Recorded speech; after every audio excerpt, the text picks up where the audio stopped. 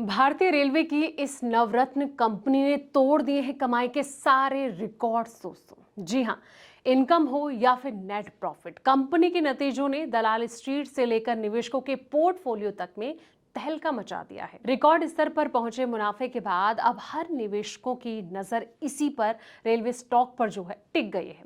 आखिर इस सरकारी शेयर में ऐसी कौन सी तूफानी तेजी आई जिसने कि बाजार के दिग्गजों को भी हैरान करके रख दिया है।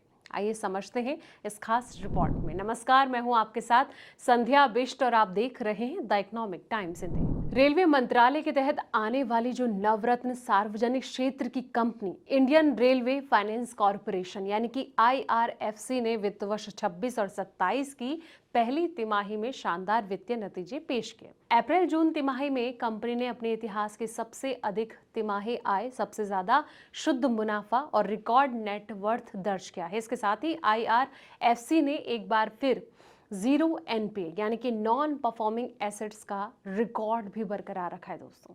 कंपनी के मुताबिक मजबूत आय, संतुलित वित्तीय प्रबंधन और साथ ही विविधीकरण की जो रणनीति है, इसने इस बेहतर प्रदर्शन में अहम भूमिका निभाई है। ऐसे में 10.4% ये जो है नेट प्रॉफिट बढ़ा है। जी हाँ, आईआरएफसी का जो प्रॉफिट आफ्टर टैक्स है वो अप्रैल जून 2026 तिमाही में 1927.21 करोड़ रुपए रहा, जो कि पिछले वित्त वर्ष की समान तिमाही में कंपनी का नेट प्रॉफिट 1745.69 करोड़ था। और इस तरह सालाना आधार पर कंपनी का मुनाफा यानी कि प्रॉफिट 10.4% बढ़ा है और यही कंपनी के इतिहास का अब तक का सबसे बड़ा तिमाही मुनाफा है।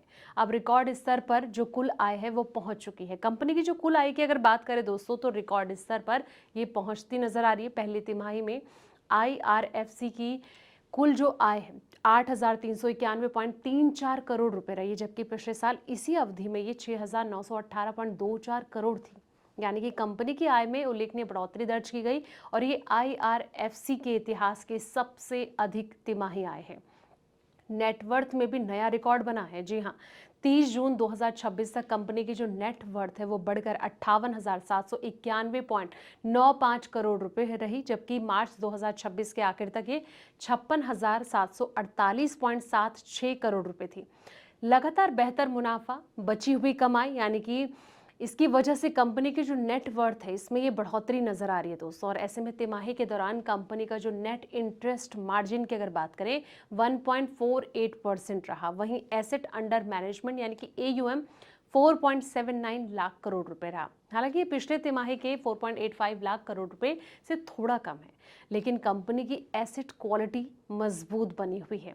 अब जीरो एनपीए की उपलब्धता जो है वो बरकरार है। जी हाँ, आईआरएफसी ने इस तिमाही में भी जीरो एनपीए की रिकॉर्ड कायम रखा है और इसका मतलब ये हुआ कि कंपनी के लोन पोर्टफोलियो में कोई भी खराब कर्ज नहीं है। रेलवे और उससे जुड़े अन्य क्षेत्रों में लगातार फाइनेंसिंग बढ़ाने के बावजूद कंपनी ने अपने ऋण पोर्टफोलियो की जो गुणवत्ता है वो बनाए रखी है और यही वजह है कि निवेशकों का जो भरोसा है कंपनी पर लगातार बना हुआ है दोस्तों। भविष्य की रणनीति की अगर बात करें तो आईआरएफसी के जो चेयरमैन है प्रबंध निदेशक मनोज कुमार दुबे का ये कहना है कि वित्त वर्ष 26 और 27 की पहली तिमाही कंपनी के लिए मजबूत शुरुआत साबित हुई। रिकॉर्ड आय, मुनाफा और नेट वर्थ इस बात का परिणाम है। आईआरएफसी 2.0 के तहत अपनाई गई विविधता करंट जो रणनीति है वो सही दिशा में आगे बढ़ रही है। उनका ये कहना है कि कंपनी रेलवे के साथ साथ मोबिलिटी और रेलवे से जुड़े अन्य इंफ्रास्ट्रक्चर सेक्टर में भी अपनी मौजूदा मजबूत स्थिति नजर आ रही है और इसके अलावा कंपनी आगे भी जीरो एनपीए और मजबूत एसेट क्वालिटी बनाए रखने पर खास तौर पर ध्यान देगी। दोस्तों, फिलहाल इस रिपोर्ट में इतना ही। ऐसे पल पल के अपडेट्स के लिए आप देखते रहें द इकोनॉमिक टाइम्स हिंदी।